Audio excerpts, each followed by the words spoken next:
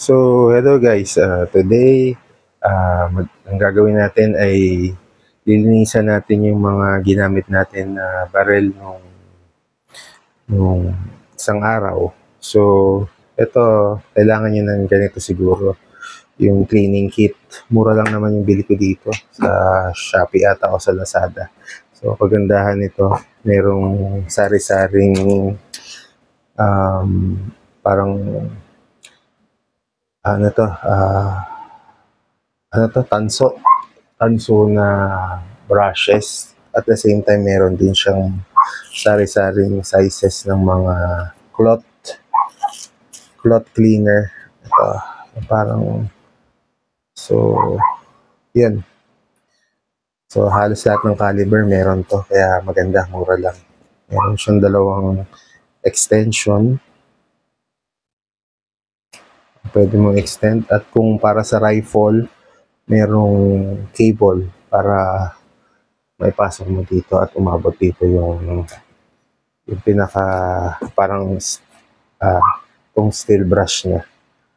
So, ginawa na natin, sinukat na natin. So, ano-ano ba mga kailangan natin pang clean? So, ang laman pala nito, meron din itong parang cloth, parang panlinis ng mga cellphone pagka nagkakabit ng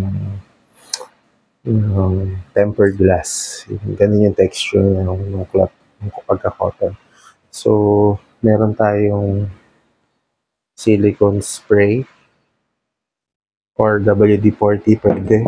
Ito, lalagyan lang to ng singer kasi para may dropper ako. Pero sa totoo, gano oil yan. So, lilinisin natin yung G3, yung Glock 44, at yung TM22 na rifle. So, at dito muna tayo sa Taurus. Kakalasin ko muna and then lilinisin natin. Balikan ko kaya. Yun. So, bago ang lahat, laging gagawin nyo, safety check. At para walang disgrasya. Point to the safe direction.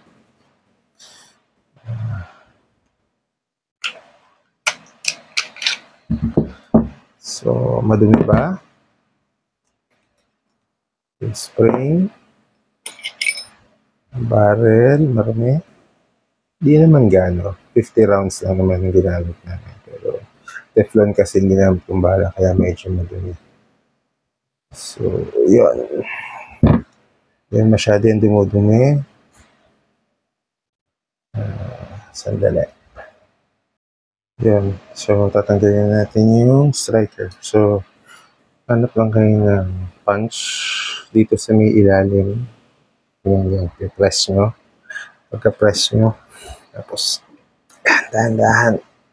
Kagalaw na yan. Gumalaw na ng konti. Konti pa. Dahan-dahan lang at huwag yung biglang baka tumalsik yung striker. Yung mga springs dito. Pwede kang gumamit ng ibang panungkit. Sa dahan-dahan lang. Yan. Medyo matigas siya. Ayan. Konti pa. Konti pang effort.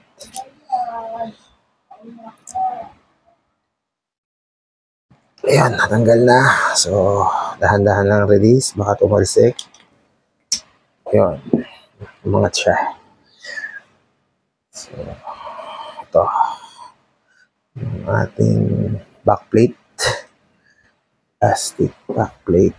So, tanggalin na natin itong striker sleeve. Madumi ba siya? Medyo madumi. Pwede niyang tanggalin. Lagay niyo lang yan. Meron tong press nyo lang. Tatanggalin niyo itong isang parang lock yan lock sa spring.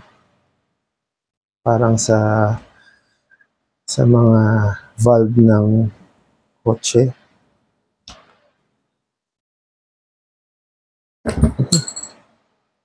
Dali. Tumulas. Ingat lang mga guys.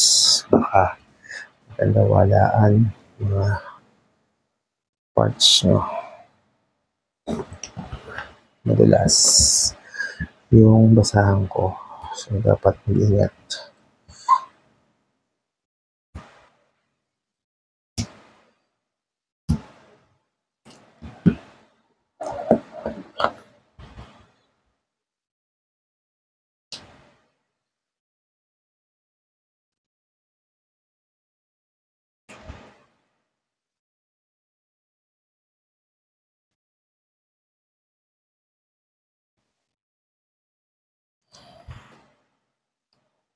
Ayan, ito.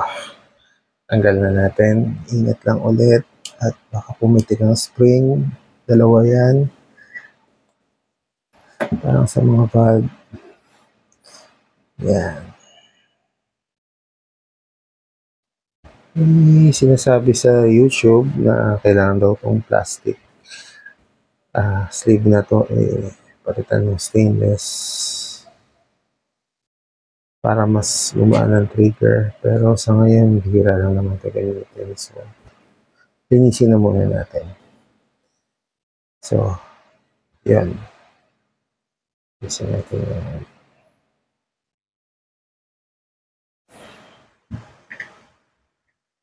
Spray na muna tayo ng cleaner.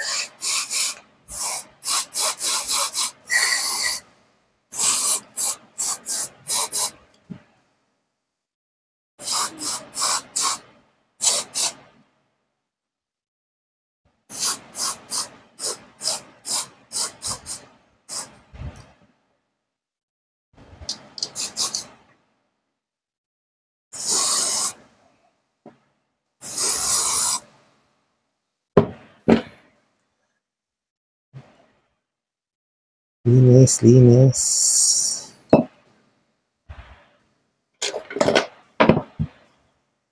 Yan natin yung gano'ng kadumi.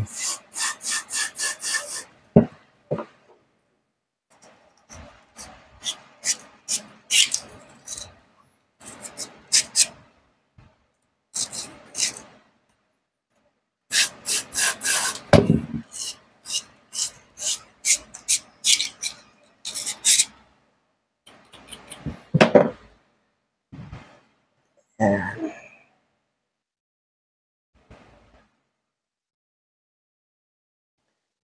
Kung gusto nyo mas malinis, gamit tayo ng cloth. Napin natin yung cloth na kasama niya. Ito. Oops. Ganito lang yan.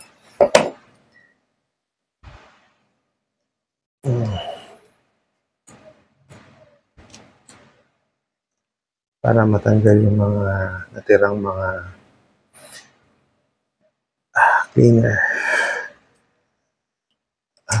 Ayun, no? Gano'ng kadumi. Hindi natin kaya punasan yan ng basahan din sa loob. So, yan. Gano'ng kadumi mga pulbura. So, yan. Ayan, siguradong malinis na siya.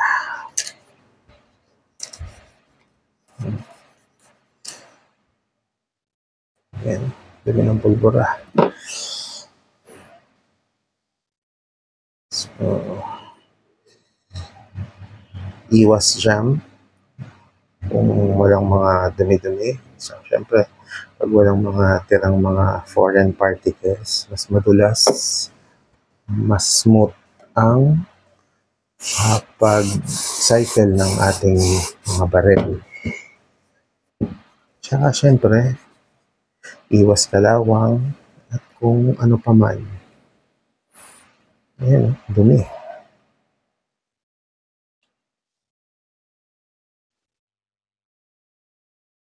So, hindi po ito laruan. Ito po ay isang G3C ng Taurus. Mukha lang siyang laruan kasi color light violet. Ayan.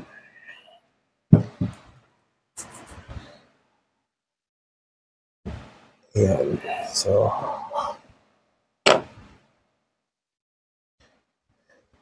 punasan natin. Hindi na siguro natin tatanggalin yung plunger. Hindi na masyadong pinapasok dun, pero nasa sa inyo kung gusto nyo tanggalin. Pero sa akin, wala namang ganong masyadong maliit na posibilidad na pati yan yung madumihan masyado. Pero once in a while, kailangan nyo pa rin linisin yan. Pero sa ngayon, ginamit lang kasi natin dito, guys, nakaano lang tayo, 50 rounds lang tayo. So, 50 rounds pero gano'n na siya kadumi. What more kung mas marami pa. Yan. So, kung madumi na, kuha pa ulit ng ibang cloth. Gamit tayo nito para sa mga hindi natin kayang pasukin, mapasok na. Yan. Pwede rin gumamit ng cotton buds kung naisin nyo. Yan. So, balik na natin to.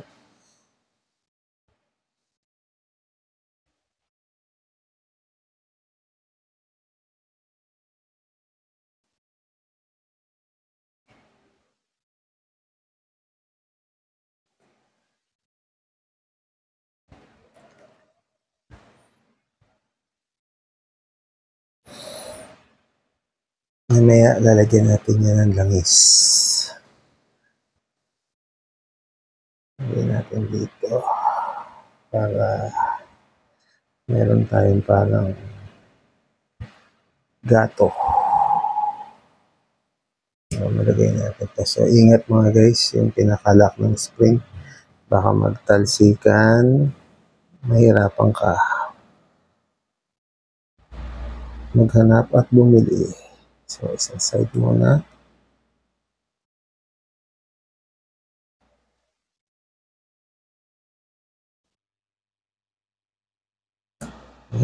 Tanggal. Ayan, tatalsik yan. Kaya hindi kayo maingat.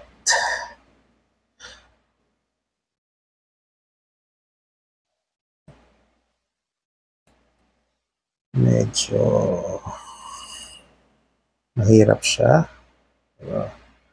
We got no choice kasi sa ingat lang. Again, kung hindi kayo masyadong sanay, huwag niyong pilitin humingi ng tulong sa iba. Yan.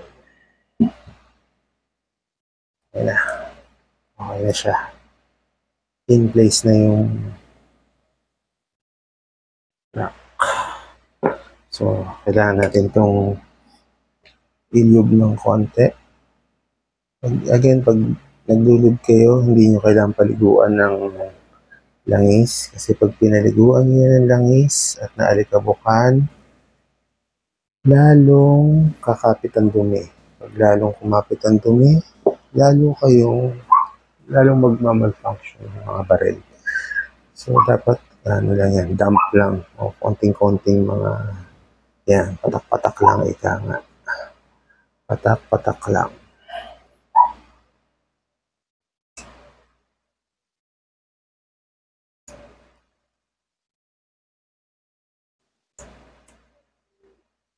Yan. Babalik na natin ang backplate. So again, para maibalik ang backplate, kailangan yung push again yung sa ilalim. Ulak nyo muna to para magkaroon kayo ng space.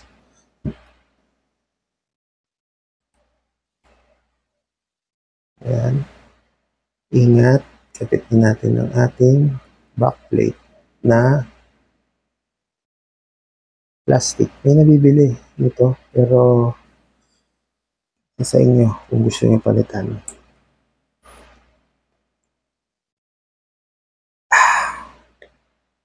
Yan. Yan, tumunog na. So, napunas-punas yung mga excess na oil. Kasi sabi ko nga, pagkaya na hindi ninyo pinanasan ng todo, kakapit lalo ang mga alikabok. Lalong mas mabilis dumumi ng baril. Punas, maigi.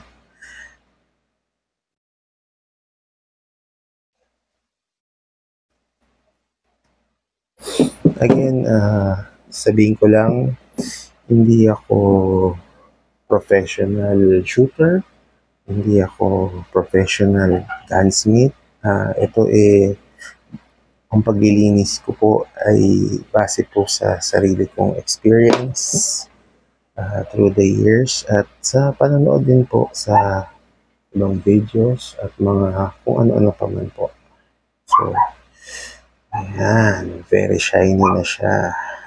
Ayan, kintab. Siguradong magrarampa ka agad ang bala dyan. Ayan. Manas. Lagyan natin ito ng konting oil. Slide it back. Yung ating spring. Dapat ganyan. Tapos sa second notch, yung ano natin.